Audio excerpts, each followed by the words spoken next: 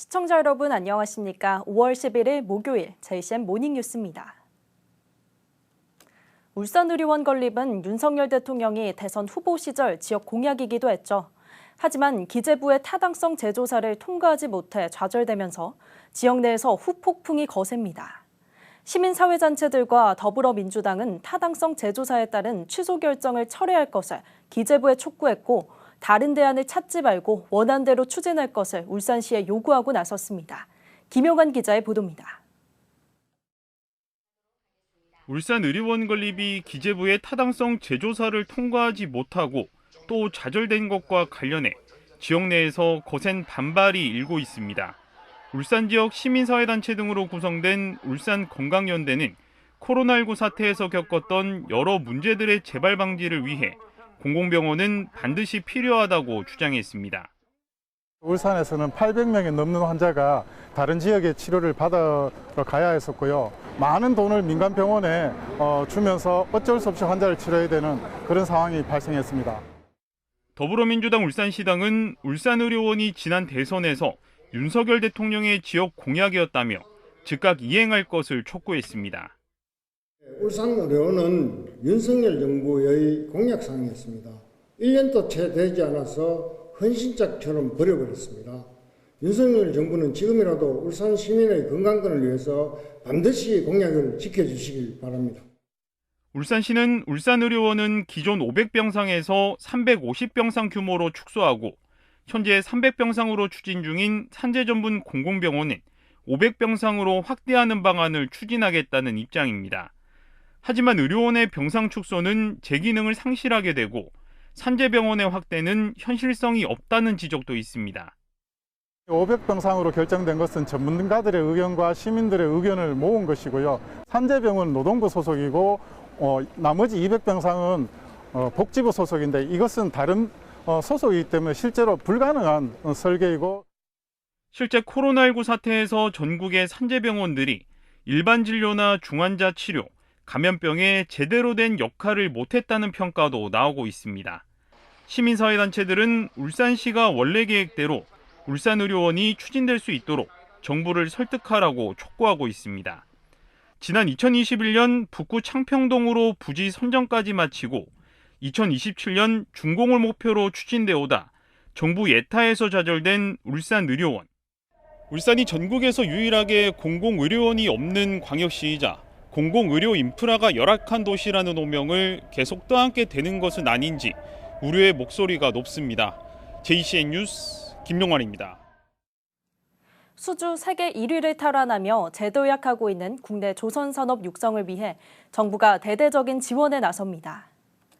이창향 산업통상자원부 장관은 어제 HD 현대중공업에서 열린 한국형 화물창 기술 KC2를 적용한 국내 최초 LNG 벙커링 전용 선박 블루웨일호 명명식에 참석해 이같이 밝혔습니다.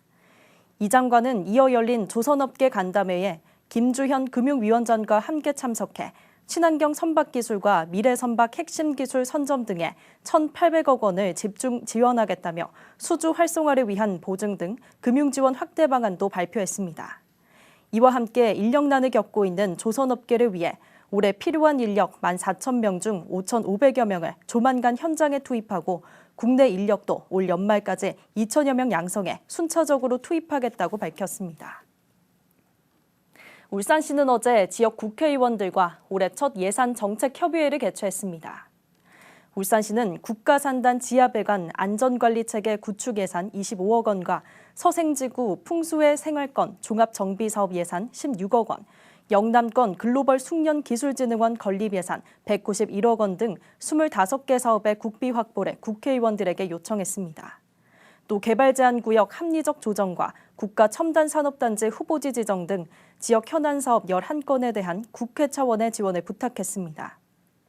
울산시가 중앙부처에 신청한 예산은 826개, 사업에 2조 6,625억 원으로 지난해보다 1,225억 원 늘었습니다. 국민의힘 서범수 국회의원은 언양에서 범서와 청량에서 범서 간 우회도로를 비롯한 울산의 주요 도로 건설 사업들을 정부의 제6차 국도와 국지도 계획에 반영해달라고 국토부에 요청했습니다. 서 의원은 어제 국토부 관계자들과 간담회를 갖고 언양범서와 청량범서, 웅촌 서생 우회도로 건설의 당위성을 설명하고 대단히 도시개발이 추진되는 만큼 정부 차원의 교통 혼잡 대책이 필요하다고 강조했습니다. 이에 대해 국토부는 울산의 우회도로 개설의 시급성과 필요성에 공감한다며 국도와 국지도 계획에 반영될 수 있도록 노력하겠다고 밝혔습니다. 울산시와 삼성 SDI 울산 사업장이 2차 전지 국가 첨단 전략산업 특화단지 선정을 위해 적극 협력하기로 했습니다. 김두겸 울산시장은 최근 정훈 삼성 SDI 울산 사업장장을 만나 울산을 세계적인 2차 전지 선도 도시로 만들겠다는 의지를 설명하고 삼성 SDI 본사에 적극적인 투자를 건의해 줄 것을 요청했습니다. 김 시장은 이 자리에서 그린벨트 해제를 통해 공장 용지를 저렴하게 공급하겠다고 밝혔습니다. 울산시는 지난 2월 산업부에 2차 전지 국가 첨단 전략 산업 특화단지 지정 신청서를 제출했으며 6월 지정을 위해 행정력을 집중하고 있습니다. 울산을 방문한 관광객들에게 맞춤형 관광 정보를 제공하는 앱인 왔어 울산이 6월 1일 정식 운영에 들어갑니다. 울산을 방문한 관광객이 이 앱에 접속하면 자신의 여행 성향에 맞는 관광 경로를 추천받게 되며 시내버스와 관광버스, 관광택시 등의 정보에서부터 맛집과 카페, 숙박시설 예약까지 다양한 정보를 제공받을 수 있습니다. 왔어 울산 앱은 5월 한 달간 시범 운영되며 이 기간에 앱을 내려받은 뒤 가입한 이용자에게는 선착순 만원 할인 쿠폰이 지급됩니다. 보고서나 여행 계획을 대신 만들어주는 대화형 인공지능 챗GPT가 세계적인 화제가 되고 있습니다. 어제 울산과학관에서는 챗GPT를 활용한 미래교육의 방향과 수학교육의 중요성에 대한 강연회가 열렸는데 반응이 뜨거웠습니다. 박영훈 기자입니다. 어떤 질문이든 입력하기만 하면 빠르고 상세하게 답변을 내주는 인공지능. 미국의 한 인공지능 연구기업이 개발한 대화형 인공지능 챗GPT입니다. 방대한 데이터를 바탕으로 학술적인 답변이나 작곡, 장문도 가능한 챗GPT는 활용 방안이 무궁무진해 세계적인 화제가 되고 있습니다. 울산 수학문화관은 화제가 되고 있는 챗GPT 교육서를 출간한 전문가를 초청해 챗GPT를 활용한 미래교육의 방향과 수학교육의 중요성에 대한 강연회를 열었습니다. 중고등학생들과 교직원, 학부모와 시민 등 모두 300여 명이 참석한 이번 강연회는 참가 접수 3일 만에 모든 좌석이 마감되는 등 뜨거운 반응을 보였습니다.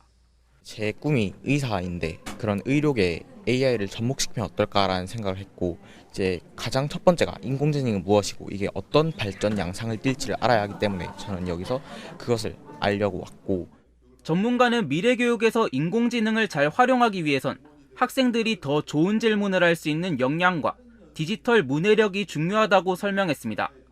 최근에 챗GPT를 포함해서 생성형 AI가 굉장히 빠르게 발전하고 있고 사용자가 늘어나고 있습니다. 교육 분야에서 이런 생성형 AI를 어떻게 활용할 수 있을지, 학생의 관점에서 그리고 교사의 관점에서 어떻게 활용하면 좋을지. 특히 미래교육에 필요한 추론과 논리적 사고, 문제 분석 등의 역량을 기를 수 있는 수학교육의 중요성이 강조됐습니다.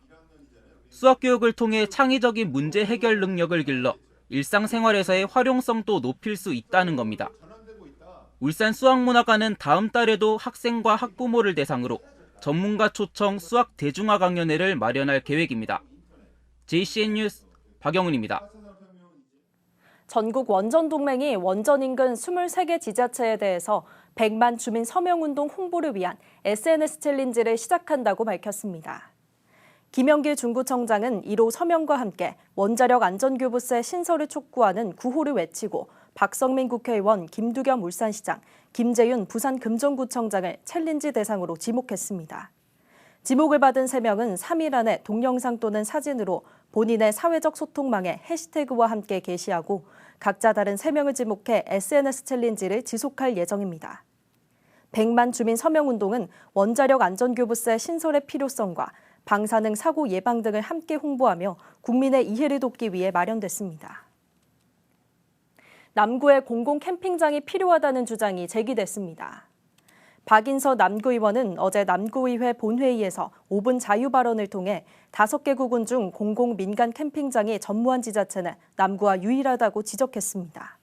박 의원은 타 지역 캠핑장 대부분이 지역민들에게 우선 예약과 할인 혜택을 주고 있어 남구 주민들은 캠핑장 이용이 어려운 상황이라며 캠핑장이 조성되면 체류형 관광객 유치나 지역 상권 활성화에 큰 도움이 될 것이라고 주장했습니다.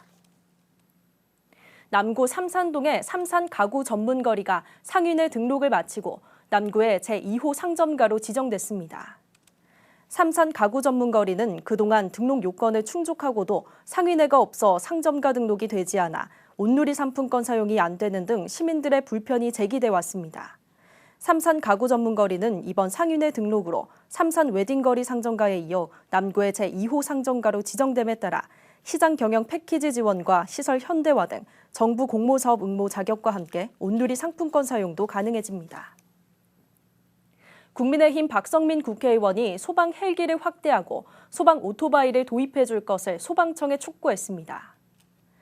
박 의원은 최근 남화영 신임 소방청장을 만난 자리에서 이태원 참사 같은 특수한 현장에서 신속한 인명 구조가 어려웠다며 타 선진국의 경우 도심 내 비행 가능한 구역에는 헬기가 투입되고 소방차 진입이 어려운 지역은 소방 오토바이가 투입되고 있는 만큼 우리나라도 선제적 대응이 필요하다고 강조했습니다. 박 의원은 소방구조 헬기를 확대하고 소방 오토바이를 도입하는 등 구조와 관련된 여러 장비들의 적극적인 구입과 활용을 당부했습니다. 울산 소방본부가 다중이용업소 추락사고 방지를 위해 7월 말까지 특별 안전관리 대책을 추진합니다. 대상은 지상 4층 이하 다중이용업소의 비상구와 발코니, 부속실 등 1,941곳입니다. 소방본부는 이들 시설의 구조와 재질을 확인한 뒤 위험도에 따라 세부 등급을 분류하고 취약 등급에 해당하는 업소에 대해서는 연간 1회 이상 안전관리 시태 점검 등의 특별 관리에 나설 예정입니다. 올해 첫 자동차 부품 산업 합동 채용 박람회가 어제 열렸습니다. 최근 전기차와 수소차 보급을 늘리고 있는 가운데 자동차 부품 업체는 구인난을 호소하고 있습니다. 이번 박람회가 구직자에겐 취업 기회를 제공하고 자동차 부품 업체들은 구인난을 해소하는 장이 되길 바라봅니다. 보도에 김나래 기자입니다. 북구 오토밸리 복지센터에서 열린 자동차 부품 산업 합동 채용 박람회.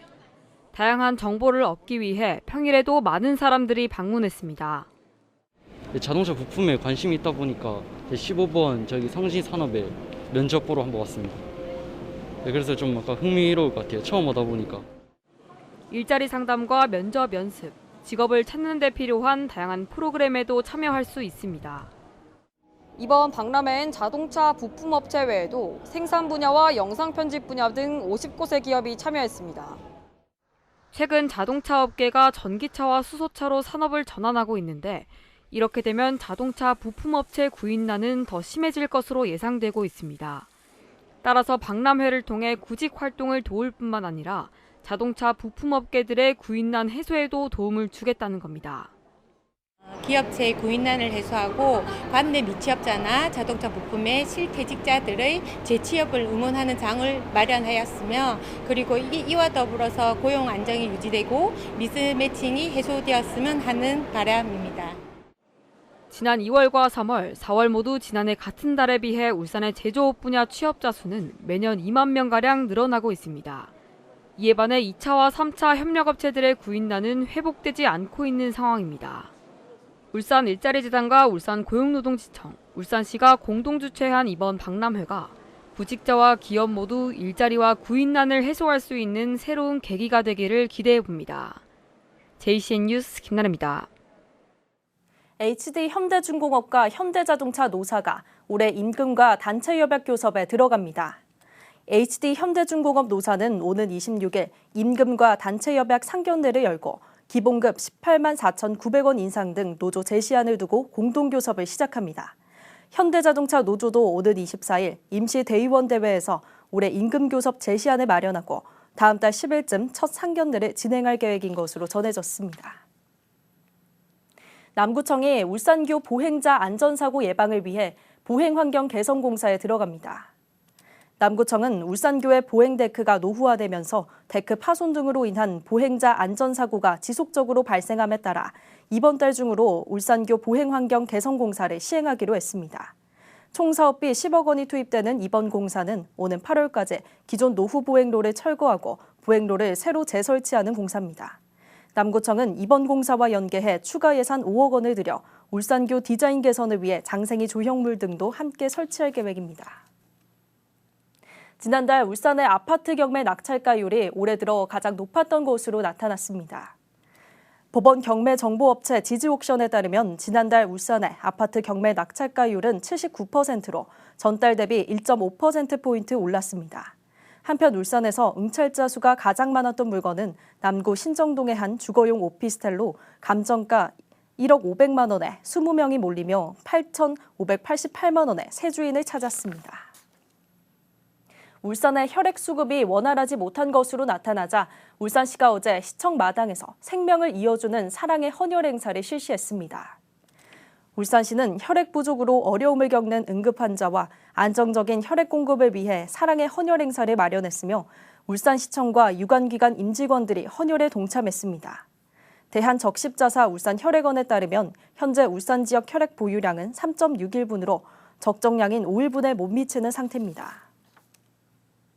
울산대학교 병원과 울산현대축구단이 울산 시민들의 건강지킴이 역할을 위한 협약을 체결했습니다.